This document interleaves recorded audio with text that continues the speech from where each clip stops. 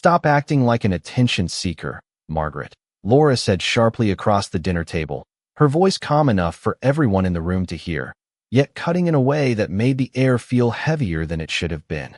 The words didn't come with anger, not even frustration, but with something far worse, certainty, as if my entire existence had already been reviewed and judged. I remember looking down at my hands instead of at her face, because looking at her face would have meant reacting, and reacting would have meant giving them exactly what they expected from me. My son Daniel sat beside her, silent, focused on his plate as if the conversation had nothing to do with him, as if the woman being reduced in front of him wasn't the same woman who had raised him alone in a small house in Maine after his father passed away. The kitchen smelled faintly of roasted chicken and rosemary, the same meal I had prepared for decades on Sundays, yet that night it felt like I was serving food inside a room where I no longer belonged. Laura continued as if she hadn't just rewritten my identity in a single sentence. "Everything always has to be about you. If something doesn't go your way, suddenly it's a crisis." I didn't answer. I had learned over the years that answering only made things worse, not because I was wrong, but because they never really wanted a response. They wanted agreement. Daniel finally spoke, not looking at me, his voice low and measured in the way people speak when they've already chosen a side without admitting it out loud. "Mom, maybe you're just overthinking things again." Overthinking. The word lingered in my mind longer than it should have, because it wasn't just a dismissal, it was a rewrite of every concern I had ever voiced in this house. I had raised this boy. I had worked double shifts when he was young. I had paid for his education when money was tight and sleep was rare, but in that moment I wasn't his mother speaking with concern. I was a problem to be managed. The chandelier light above us reflected off the polished table. Too bright, too perfect, like a stage set for a family that looked intact from the outside, but had already begun to fracture in silence.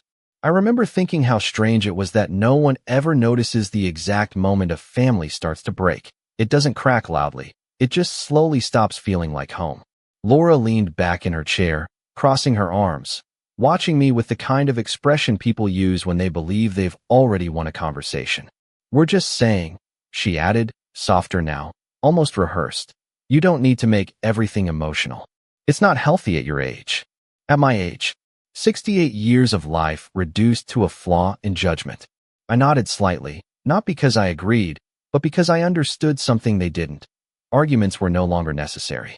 That night, I realized they had already decided who I was supposed to be, and anything I said would only prove them right in their eyes. So I stayed quiet, folded my hands on the table, and let them believe what they wanted, because in that silence, something inside me stopped defending itself and started remembering.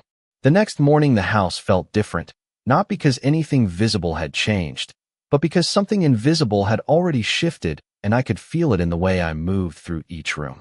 The kitchen was quiet except for the faint hum of the refrigerator, and I stood there longer than necessary, holding a cup of coffee I had not really tasted in years. Daniel had already left for work without saying much, just a short goodbye that sounded more like a routine than a farewell, and Laura had spent the morning in the guest room on her phone, speaking softly to someone about schedules and appointments she did not think I could hear. I pretended not to notice. That had become my role in this house, noticing everything but responding to nothing. I washed the same cup twice without realizing it, then placed it carefully back in the cabinet, as if repetition could restore order to something that was already breaking apart.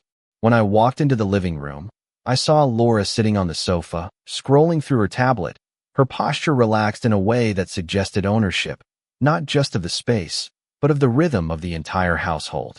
She looked up briefly when I entered, then returned to her screen without greeting me. "We were thinking," she said casually, not even pausing her scrolling. "You might want to start organizing some of your things. Just small things at first. It will make transitions easier later." The word transitions hung in the air longer than it should have. I asked her what she meant, even though part of me already knew. She finally looked up, tilting her head slightly, as if explaining something obvious to someone who had difficulty understanding simple concepts. "You know, planning ahead. You cannot stay in a house like this forever by yourself. It is too much space, too many responsibilities." I sat down across from her slowly, not because I was tired, but because I needed to make sure my voice would remain steady when I spoke. I have lived in this house for 32 years, I said. My voice did not shake, but it also did not carry the authority it once had. She nodded politely, the way people do when they are acknowledging something irrelevant. Of course you have. And that is exactly why it might be difficult to adjust. Memories make it harder to let go. Let go. She said it as if it were a gentle suggestion, something kind, something considerate. But I understood it differently. It was not a suggestion, it was preparation. Daniel had not yet come home, but I already felt his presence in the shape of decisions being made without me. That evening, I went upstairs and opened the small wooden drawer beside my bed, the one I rarely touched. Inside were old papers, letters, and documents my late husband had kept organized in neat folders. I did not know exactly what I was looking for at first, only that I needed to see something that belonged entirely to me, something that could not be reinterpreted or dismissed as emotional confusion. I sat on the edge of the bed and went through each folder slowly, the sound of paper sliding against paper filling the silence like a metronome marking time I could no longer ignore. There were insurance documents, property records, and handwritten notes about repairs and expenses from years ago, written in my husband's steady handwriting. Each page reminded me that this house had never simply been a structure. It had been a life built step by step, sacrifice by sacrifice. Yet as I read, I began to notice something else forming in my mind. Not anger, not yet, but clarity. A pattern I had ignored because I had been trained to prioritize peace over perception. I closed the folder gently and sat still for a long time, listening to the house settle around me, creaking softly as it always did at night. Somewhere downstairs I heard Daniel return, the front door opening and closing with the same predictable rhythm. Voices followed, his and Laura's, low and familiar, blending into a conversation I was no longer part of. I did not go down. Instead, I remained in the quiet of the upstairs hallway, holding the folder against my chest, understanding for the first time that silence was no longer something happening to me. It was something I was choosing. I started noticing the small changes before anyone thought I would, the kind of changes that do not announce themselves, but instead slip quietly into daily life until one day you realize nothing feels the same anymore. It began with my mail being placed in a separate stack on the kitchen counter instead of the small table by the door where it had always been, and when I asked about it, Laura simply said it was to keep things organized. Daniel did not comment, only nodded as if organization was something we had suddenly lacked all these years. Then came the questions about bills, casually introduced during breakfast as if they were part of normal conversation. Mom, do you still pay the electric bill directly, or should we just consolidate everything? Daniel asked without looking up from his phone, his tone neutral, almost detached, like he was discussing a household system rather than my independence. I remember setting my spoon down slowly, listening to the sound it made against the ceramic bowl, realizing that even the smallest routines were now being evaluated like problems to be solved. I have always paid my own bills, I said simply. Laura smiled faintly, not unkindly, but in a way that suggested patience with someone who was no longer keeping up. Of course you have, she replied, but things are different now. It is just easier this way. Easier for whom? I wanted to ask, but I did not. Instead, I watched as Daniel reached across the table and placed a small stack of papers beside my coffee cup. Bank statements, utility summaries, property tax notices, all organized, all highlighted, all prepared as if they had already decided what needed to happen and were only waiting for me to agree. We just want to help, he added, finally meeting my eyes for a brief moment before looking away again. Help. The word felt heavier than it should have, because help assumes someone has asked for it, and I had not. That afternoon, I found Laura in the hallway outside the guest room, speaking quietly on the phone. She ended the call quickly when she saw me, smiling as if nothing unusual had happened. Just coordinating a few things, she said, slipping her phone into her pocket. For later. I asked her what later meant, and she tilted her head slightly, the same patient expression returning, the one she used when explaining things she believed I would not fully understand. We are just making sure everything is stable for you, she said. You should not have to worry about maintaining such a large property alone at your age. At my age again, as if age had become a reason to quietly remove me from decisions about my own life. That evening, I went outside and stood on the porch for a long time, watching the trees along the edge of the property move gently in the wind. The house behind me was lit warmly, glowing through the windows, and for a moment it looked like the kind of home I used to believe I was building with my family. But now I saw it differently, as if I were standing just outside of something I had once belonged to but was no longer part of. When I came back inside, I found Daniel and Laura sitting together at the kitchen table reviewing something on a tablet. They stopped talking when I entered, but not quickly enough for me not to notice the word listing on the screen. I did not ask what it was. I simply walked past them, up the stairs, each step steady, deliberate, as if I were learning how to move through a life that was slowly being rearranged without my permission. And for the first time, I understood that what they called help was not about making things easier for me. It was about deciding I no longer needed to decide anything at all. I did not realize how quickly silence could turn into something structured, something organized, something that no longer felt like absence but instead felt like planning. The next morning, I woke up earlier than usual, not because I was restless in the emotional sense, but because my body seemed to understand before my mind fully accepted that something in the rhythm of my home had already changed. The kitchen was already active when I arrived, not with noise, but with movement that did not require me. Daniel was standing by the counter reviewing documents again, and Laura was on the phone speaking in a calm, professional tone that did not belong to casual family conversation. When she saw me, she ended the call without hesitation and smiled politely. "Good morning, Margaret. We were just going over a few details." I asked her what details, and she placed a printed sheet on the counter in front of me. It was a summary, carefully formatted, with sections labeled utilities, property maintenance, estimated costs, and long-term planning. My house was being turned into categories. My life was being translated into logistics. Daniel finally spoke, his voice gentle but firm, as if he had rehearsed it in his mind many times before. "Mom, we found a realtor who specializes in properties in Maine. We think it is better to start early, so there is no pressure later." I stared at him for a moment, trying to understand how something so permanent could be introduced so casually, as if they were discussing repainting a wall instead of removing a lifetime. "Start early for what?" I asked quietly, although I already knew the answer. Laura answered instead, her tone still controlled, still careful, as if she were protecting me from unnecessary stress. "For selling the house. It is too much for you to maintain, and honestly, it is more than you need at this stage of life." More than I needed. The phrase settled in my chest like something cold and unfamiliar, because it suggested that everything I had built, every room I had cleaned, every winter I had endured here alone after my husband passed, had now been reclassified as excess. I looked at the papers again, noticing small notes in the margins, timestamps, estimates, projected values. They had already begun measuring what I had not agreed to release. I felt something inside me shift, not loudly, not dramatically, but in a way that made everything suddenly clearer than it had been before. I excused myself and walked upstairs without another word. In my bedroom, I opened the same drawer I had gone through days earlier. This time I was not searching for memory, I was searching for structure. I pulled out the property deed, the original documents, and the handwritten notes my husband had left behind. His handwriting was steady, deliberate, every line written with the kind of certainty that came from building something intended to last longer than a lifetime. I read through the ownership details again, slowly, not because I did not understand them, but because I needed to feel the weight of them differently now. This house had never been theirs to manage.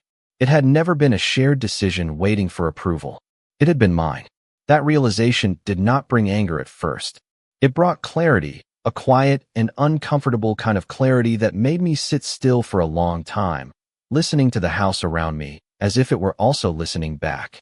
Later that evening, I returned downstairs and found Daniel alone in the kitchen. Laura had gone out to meet someone, and the house felt temporarily less crowded, less controlled. He looked up when I entered, expecting, I think, the same quiet compliance I had shown before.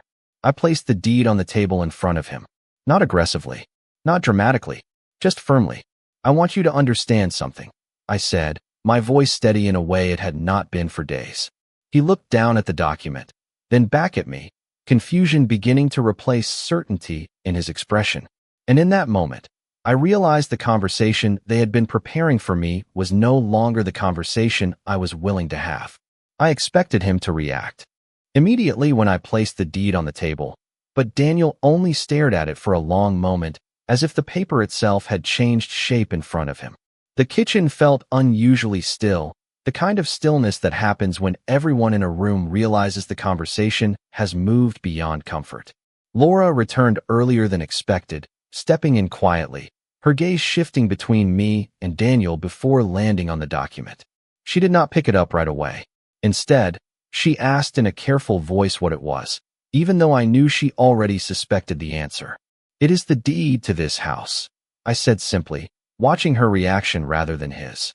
Daniel finally picked it up, scanning the page, his expression tightening slightly as he reached the sections that confirmed full ownership under my name alone. "Mom," he began slowly, "we are not trying to take anything from you. We are just trying to help you make practical decisions." Practical decisions. The phrase again, repeated like a shield against responsibility. Laura stepped closer, her tone softer now, almost reassuring. "Margaret, nobody is saying you do not belong here. We are saying this is too much responsibility for one person. The taxes alone, the maintenance, the repairs, it is not realistic long term." I listened carefully, not interrupting, not reacting, because something in me had shifted into observation rather than defense. For years I had listened to explanations like this, each one carefully wrapped in concern, each one slowly reducing my presence until I became someone who only needed guidance rather than respect. I looked at both of them and asked a simple question. "When exactly did you decide this?" The question made Daniel pause. Laura answered first, as she often did when she wanted to maintain control of tone. "We did not decide anything without thinking about you. We have been noticing things for a while, how tired you seem, how difficult it is for you to manage everything alone." I almost smiled at that, not because it was funny, but because it was familiar. They had not asked me how I felt. They had decided how I felt and built their argument around it. I placed my hands on the counter, steady, grounded. "I have lived here alone since your father passed away," I said quietly. "I have paid every bill, maintained every room, handled every winter storm without asking either of you for help." Daniel looked uncomfortable now, shifting his weight slightly. "That is exactly why we are concerned," he replied. "You should not have to do that anymore." There was a pause after his words, and in that pause I realized the difference between how they saw concern and how I experienced it. To them, concern meant replacing my decisions. To me, concern had always meant respect for the person still making them. That night, after they went to bed, I sat in the living room alone with the lights dimmed, looking at the house as if it were unfamiliar. I thought about every year I had spent here, every repair I had overseen, every quiet morning, and every long winter evening. None of it had felt like something temporary to me. It had felt like a life built with intention. And yet now, in their eyes, it had become something fragile that needed to be managed on my behalf. I opened my phone for the first time in days and called a number I had not used in years, the number of a local attorney my husband had once trusted. When he answered, I did not explain everything at once. I only said I needed to understand my rights regarding property ownership and sale decisions. His response was calm, professional, and immediate. "Of course, Margaret. We can review everything together." After I ended the call, I sat quietly for a long time, listening to the house settle around me. It was the same house, the same walls, the same history, but something fundamental had changed. I was no longer waiting to be included in decisions about my own life. I was preparing to understand exactly how those decisions had begun without me. I did not tell Daniel or Laura about the call right away, because something in me needed time to understand the shape of what was happening before I let anyone else reshape it for me.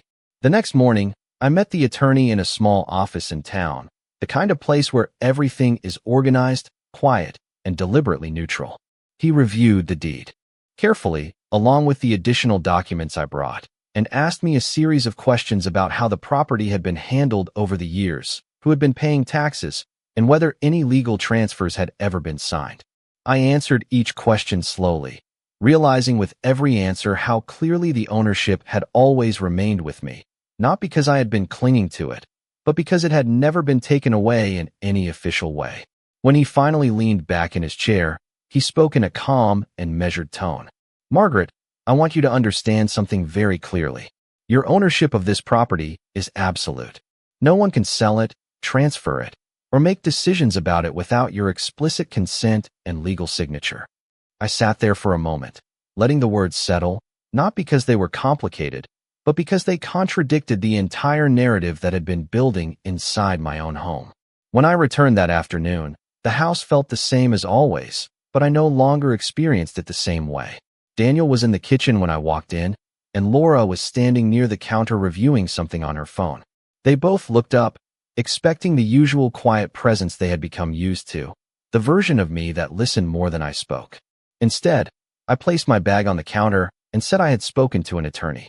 The shift in the room was immediate, subtle but unmistakable. Laura lowered her phone first, her expression tightening slightly.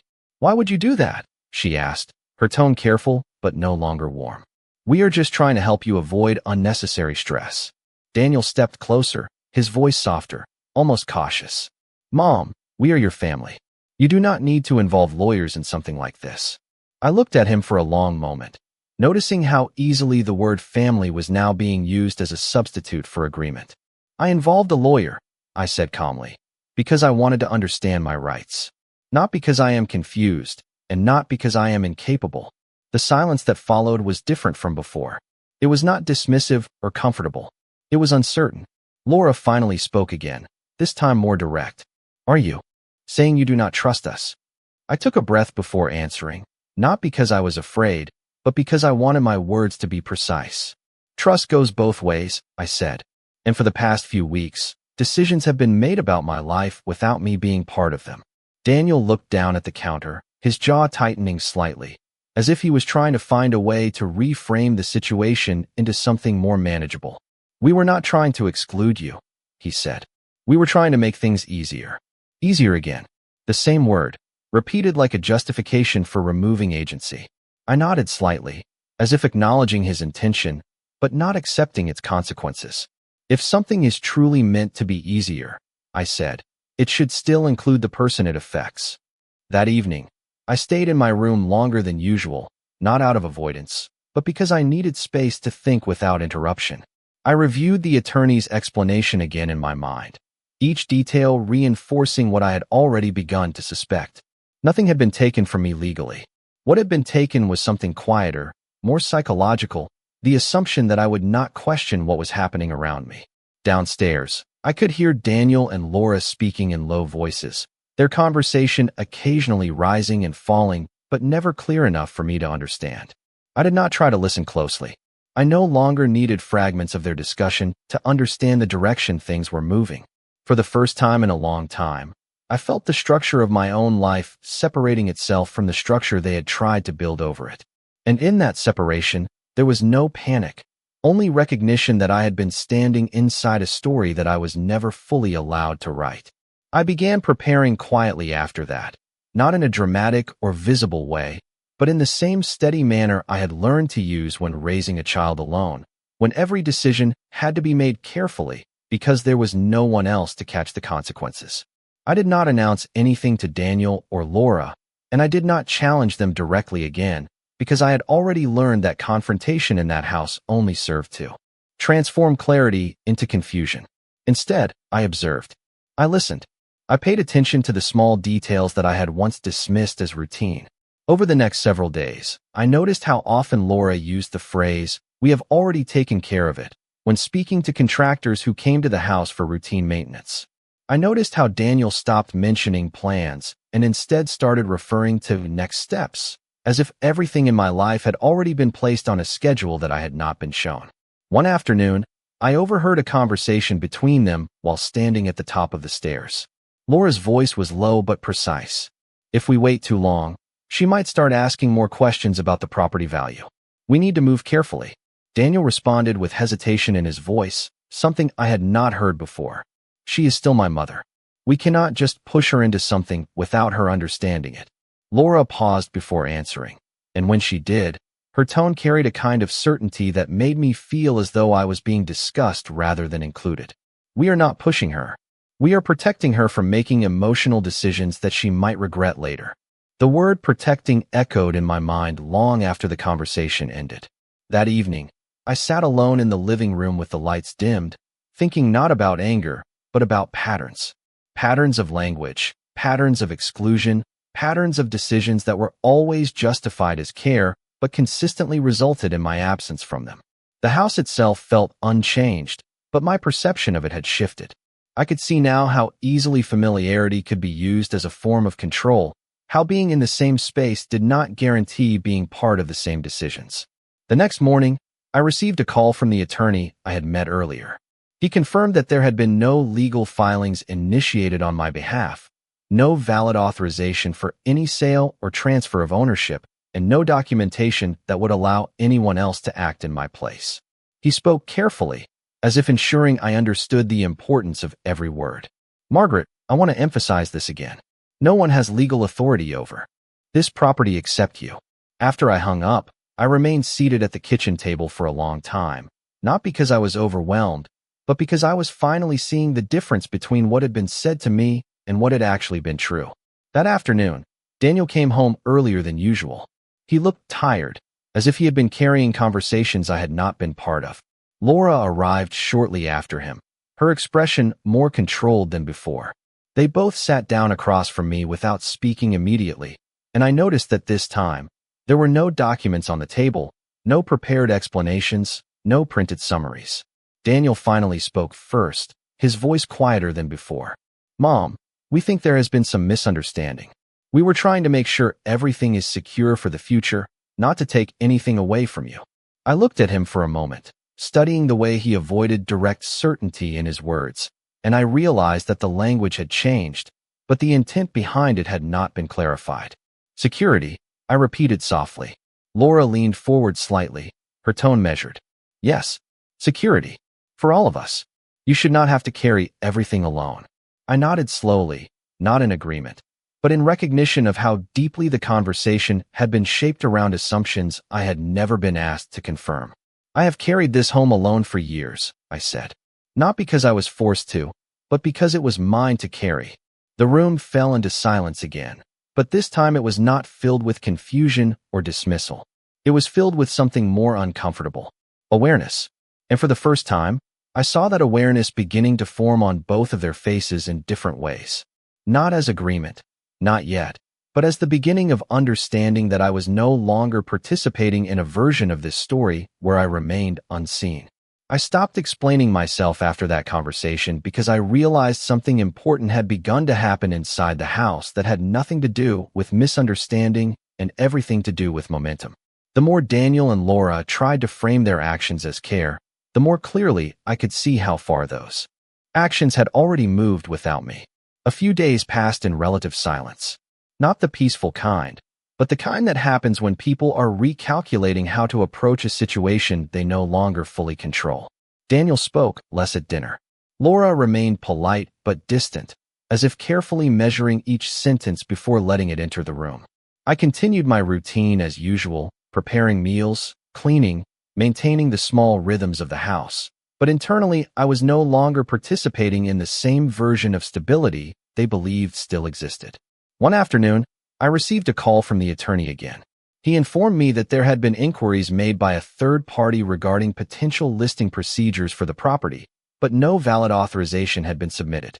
He also explained that any attempt to proceed without my signature would not only be invalid, but would raise legal concerns that required careful attention.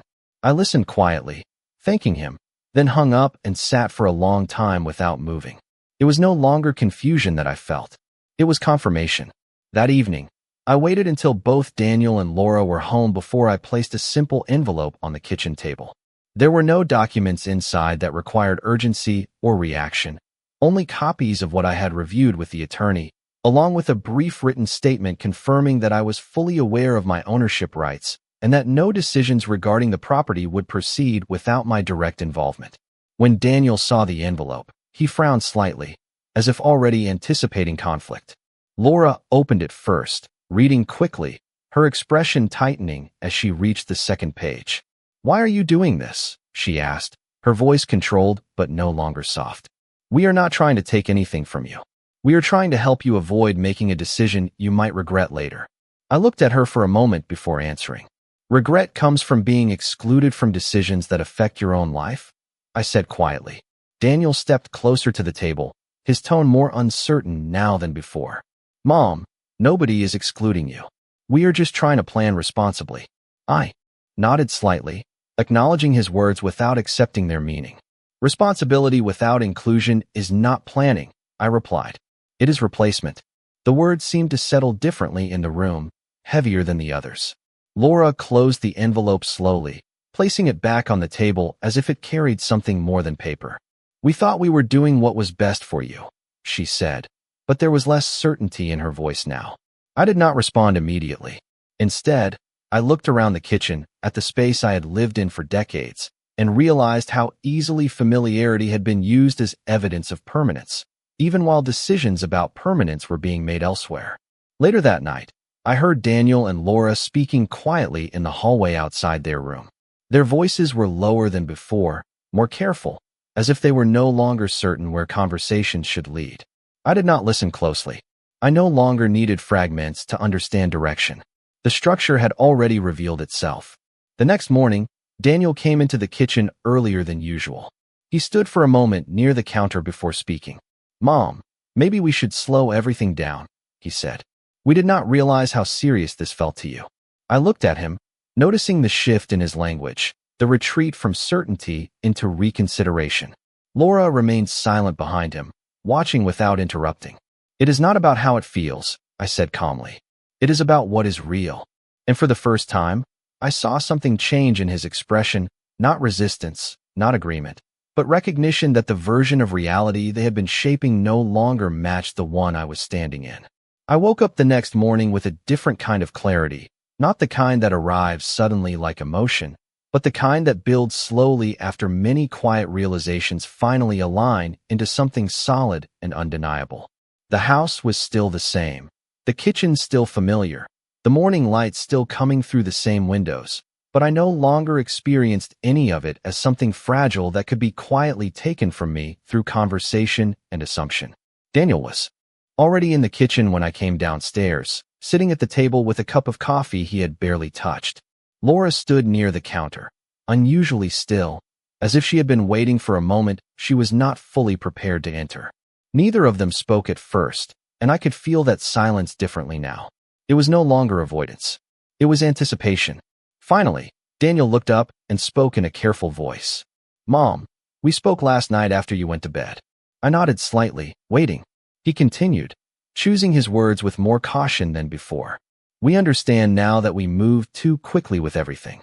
We did not fully consider how it would feel for you. Laura added quietly, her tone less certain than it had been in previous days. We were trying to plan ahead, but we see now that we should have included you in a more direct way. I listened without interruption, not because I was passive, but because I was no longer reacting from uncertainty. I was listening from understanding. There is a difference between the two that I had only recently learned to recognize. I met with an attorney, I said calmly after a moment.